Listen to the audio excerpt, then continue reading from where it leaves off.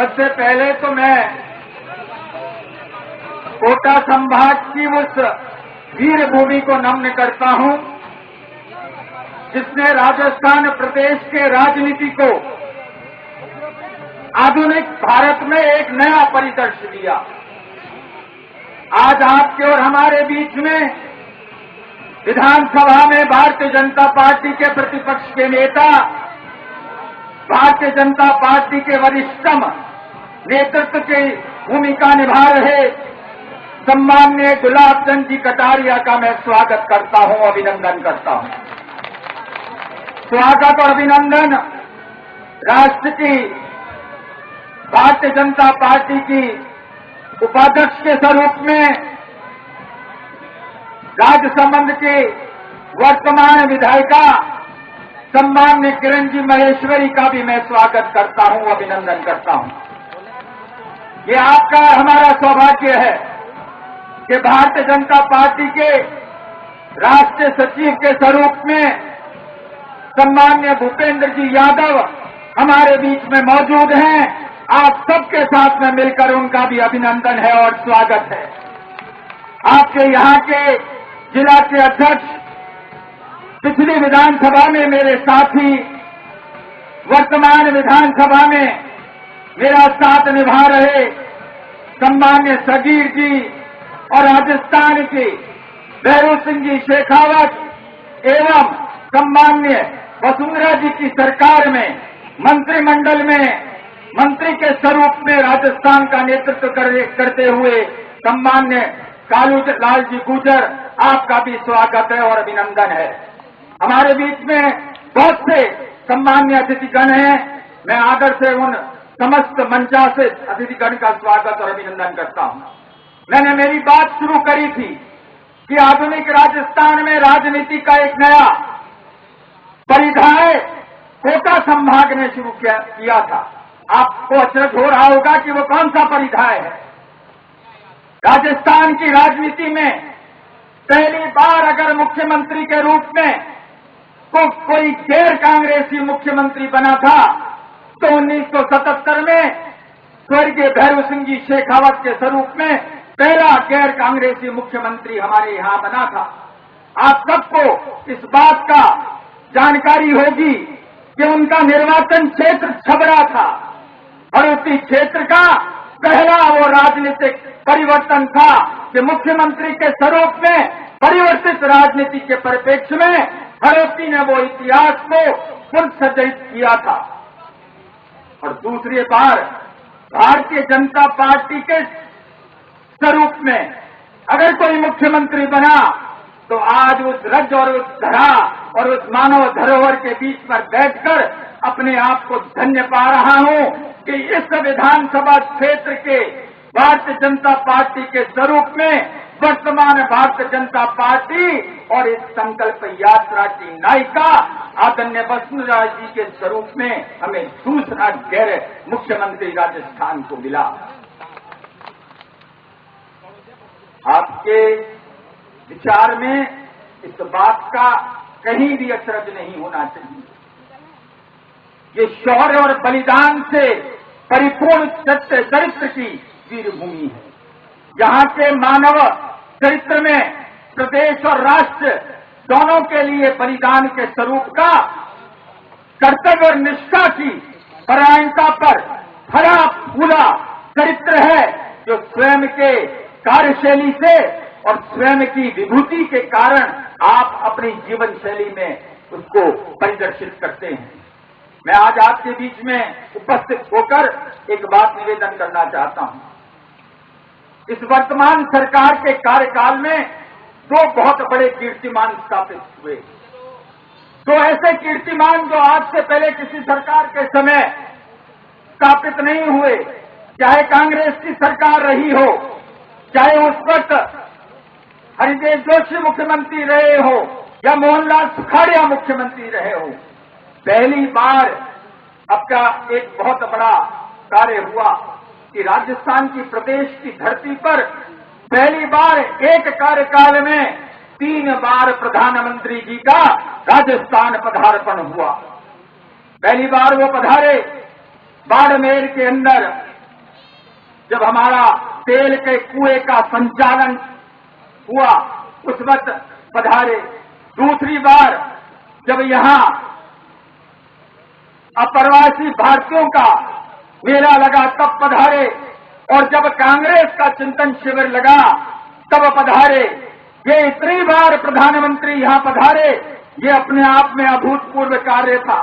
लेकिन एक कीर्तिमान और स्थापित हुआ कि मैं जिस क्षेत्र से आता हूं उस क्षेत्र से शेखावाटी की शुरुआत होती है।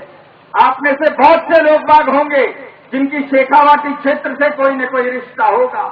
अब के एक बार प्रकृति ने भी बहुत बड़ा कीर्तिमान स्थापित किया। आज से पहले तो लोग बाग शिमला में और कश्मीर में और श्रीनगर में बर्फ गिरती थी और उस बर्फ को देखने जाते थे। अब के शेखावाटी में भी, फतेहपुर के अंदर, शेखावाटी में, चूरू के अंदर पारा शून्य से नीचे गया और शेखावाटी जैसा अर्ध जिसको हम रेगिस्तान कहते हैं उसमें भी बर्फ को देखने का प्रकृति ने कीर्तिमान स्थापित किया। अब आप पूछेंगे कि दोनों कीर्तिमान का वर्तमान सरकार से क्या परिप्रेक्ष्य है? इस सरकार ने भी एक कीर्तिमान स्थापित किया।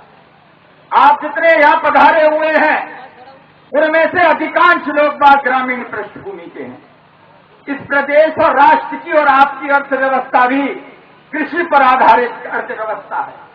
जब रात की कड़ाके की सर्दी में प्रकृति कीर्तिमान स्थापित कर कर पारा शून्य से नीचे ले जा रहा था, कड़कती सर्दी के अंदर पानी जम रहा था, तब इस सरकार ने एक कीर्तिमान स्थापित किया कि अन्नदाता के स्वरूप में उस किसान को रात को 12 बजे खुले आसमान में सर्दी के अंदर बैठाकर उससे काश्त कराकर और काश्त की सिंचाई कराने का कीर्तिमान स्थापित किया। जोर से बजाओ ताली, क्योंकि ये सच्चाई की ताली है, किसी नेता की सिर्फ वाणी की ताली नहीं है। कि जब मुख्यमंत्री जी खुद कंबल में ओढ़कर गर्म हो रहे थे उस वक्त अन्नदाता खुले आसमान में दिसंबर और जनवरी की उस कड़ाके की सर्दी में उसको बाध्य कर दिया जा रहा था कि अगर तुझे तेरे फसल क्या सुरक्षा प्रदान करनी है, तुझे अपनी कृषि का सिंचाई करनी है, तो रात को 12 बजे से सुबह 6 बजे का तुझे बिजली का ओसरा दिया जाएगा। कीर्तिमान नहीं हुए स्थापित। 3 बार प्रधानमंत्री आ गए। प्रकृति ने भी विपरीत परिस्थिति के अंदर आपका और हमारा परीक्षण कर लिया। जब कहते हैं कि राम रूठता है तो राज्य को साथ देना चाहिए, आपको नहीं लगता कि जब राम रूठ रहा था तो राज्य भी हम सारे साथ दगा कर रहा था? जो राज्य दगा करता है वो जनता के साथ द्रोह करता है, और जो प्रजातंत्र में जनता के साथ द्रोह करता है वो राजद्रोही कहलाता है। और जो राजद्रोही होता है प्रजातंत्र में, उस राजद्रोही को राज्य में रहने का अधिकार नहीं है। और वो अधिकार छीनने का अगर किसी को अधिकार है तो उस जनार्दन को है जो जनता के स्वरूप में आज हमारे सामने बैठा है। मैं आपसे एक बात पूछना चाहता हूं कि राष्ट्र की 120 करोड़ की ये जनसंख्या, जब हिंदुस्तान आजाद हुआ था तो जनसंख्या कितनी थी? जब हिंदुस्तान आजाद हुआ था तो हमारी जनसंख्या 33 करोड़ थी, और हमारे देवी देवता कितने करोड़ हैं? 36 हैं कि 33 हैं? कितना है? अब 36 हो या 33 हो, लेकिन जब 33 करोड़ एक एक व्यक्ति में देवी देवता और अल्लाह का और गुरुद्वारे के गुरु गोविंद साहिब का मन में और आत्मा में विराजे तो देश को आजादी मिली और गुलामी से हमने निजात पाया।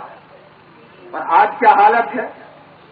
जितनी जनसंख्या देश की, देश आजाद हुआ उस वक्त थी, आज की 20वीं शताब्दी में 120 करोड़ के जनसंख्या का ये राष्ट्र में 52 करोड़ वो लोग बाग हैं जिनको सुबह से शाम की रोटी नहीं मिलती। जितनी हमारी जनसंख्या 47 में नहीं थी, उससे ज्यादा लोगों की जनसंख्या तो गरीब या गरीब से नीचे निर्वाह करने वालों की है, जिनको रोज का 25 रुपया भी नहीं मिलता। ये सर्वेक्षण मेरा नहीं है, न ये सर्वेक्षण प्रतिपक्ष के नेता का है, न ये सर्वेक्षण भारतीय जनता पार्टी का है। ये सर्वेक्षण 3 इकाइयों का है। पहली इकाई तो वो जिसको हम उच्चतम न्यायालय को जानते हैं, सुप्रीम कोर्ट ने सर्वेक्षण कराया, Tendulkar commission, Wadhwa justice Wadhwa commission. और तीसरा जो सर्वेक्षण हुआ संयुक्त राष्ट्र संघ का हुआ, जिसको हम यूएनओ के नाम से जानते हैं। एक ने कहा कि 27% लोग बाग ऐसे हैं जिनको $1 का मतलब 43 रुपये रोज से कम की कमाई है। लेकिन तेंदुलकर कमीशन ने तो यहां तक कह दिया कि 72 से 77% लोग बाग ऐसे हैं जिनको $1 से $2 के बीच में नहीं मिलता, यानी उनकी कमाई रोज की 75 रुपये से कम है। जब इसको गरीबी की रेखा मानी जाती है तो मोंटेक सिंह अहलूवालिया से पूछिए कि तुझे सिर्फ 100 दिन के लिए 32 रुपये रोज दिए जाएं, तू देखे 32 रुपये रोज में कमा कर रोटी भी खा, तेरे बच्चे को भी पढ़ा, तेरे बीवी को भी रोटी दे, तेरे परिवार को भी रोटी दे। और अगर दे देगा तो हम मान लेंगे, वरना तेरी दी हुई जबान और तेरे प्रधानमंत्री के दिए वचन को वापस ले, वरना जनता आने वाले चुनाव में तेरी जबान खींच लेगी। इस प्रकार से लोगों के गरीबी के साथ में मजाक करने का अधिकार उनको नहीं है। आपका तो सौभाग्य है, हम तो पीए से काम चलाते हैं कि मुख्यमंत्री का पीए मिल जाए तो सौभाग्य हमारा, मुख्यमंत्री का मंत्री मिल जाए तो सौभाग्य हमारा, मुख्यमंत्री के साक्षात्कार हो जाए तो सौभाग्य हमारा। अरे आपकी शोभा तो कुछ और है, आपके यहां से तो मुख्यमंत्री ही पैदा होता है, तो आपका तो सीधा मुख्यमंत्री से तार जुड़ा हुआ है। आज अगर हम यहां आए हैं तो हमारा भी स्वार्थ है कि आपसे हमारा तार जुड़ जाएगा तो भावी मुख्यमंत्री से भी हमारा तार जुड़ जाएगा। अब तो बजाओ ताली, मुख्यमंत्री के लिए कह रहा हूं।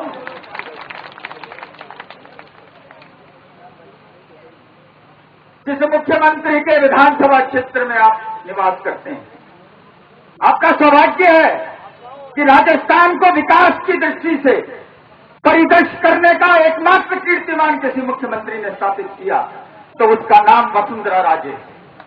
राजस्थान को विकास के प्रगति के पथ पर लाने का जिसने कीर्तिमान स्थापित किया तो उसका नाम वसुंधरा राजे। राजस्थान के अन्नदाता को सर्वोपरि मानकर गणेश के स्वरूप में पूजा तो उस मुख्यमंत्री का नाम वसुंधरा राजे है। जिसने ये सब कुछ किया, जिसकी आपकी और हमारी स्वयं के चरित्र के परिदृश्य में राजस्थान में नहीं, देश में नहीं, अंतर्राष्ट्रीय स्तर पर ख्याति है, ऐसे विधानसभा क्षेत्र के नागरिक होने का आपको सौभाग्य मिल रहा है। ईर्ष्या मुझे भी होती है, काश मैं भी झालावाड़ में पैदा हुआ होता, काश मैं भी सुनेल के किसी रथ से मिला हुआ होता, लेकिन राजस्थान का सपूत हूं।